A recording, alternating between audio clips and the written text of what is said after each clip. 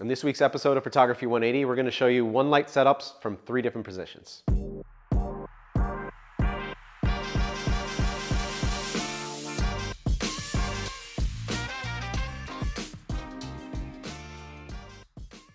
So we're here in studio with my son. We're going to be demonstrating again just using a one light setup, but from 3 different angles, 3 different positions.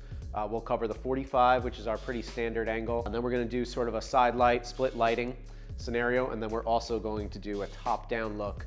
Okay, so we'll start off with just a 45 Alessio. You can get into your pose if you want. You can cross your arms, whatever you'd like.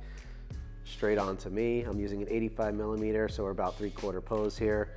Perfect, and you'll be able to see this image on the screen.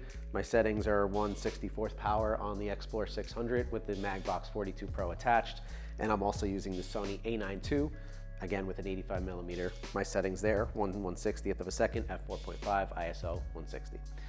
So now I'll go ahead and change this light setup quick, and we'll get back to number 2. Okay, so now we're on to just the second light setup here. I have this light all the way, it's a little bit more flattened now. We're not coming down on an angle anymore. Just kind of trying to mimic like what a window would be from that side. And again, the power hasn't changed. I'm trying to keep the distance fairly similar. My settings on camera are the same, just to give a different look here, okay? So let's go back into your position if we can. Same with the arms, so we have same setup there, perfect. 1, 2, straight on to me, good.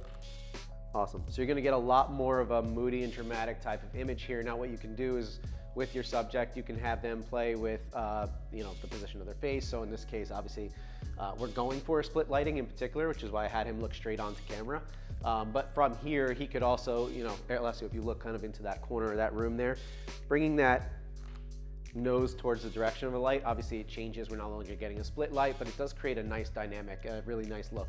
So you can play within that position once the light is in place. You can even experiment less, so you can look towards that side for me real quick.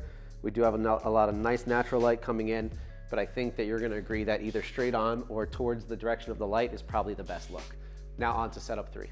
This is our third and final setup. It's basically an overhead light. So you really wanna make sure if you're gonna pull a setup like this off, that you have some really good stands here. I have a Avenger C stand with a nice boom arm, giving me that ability to kind of elevate that light directly overhead, but really good quality C stand with sandbags, so we're not gonna be worried about the light tipping over in any way, shape, or form. So this is gonna create another interesting pattern of light, unless you'll maintain the, yep, perfect, 1, 2, 3, awesome. So you're gonna get a lot more shadow under the chin, obviously, with that light coming from above.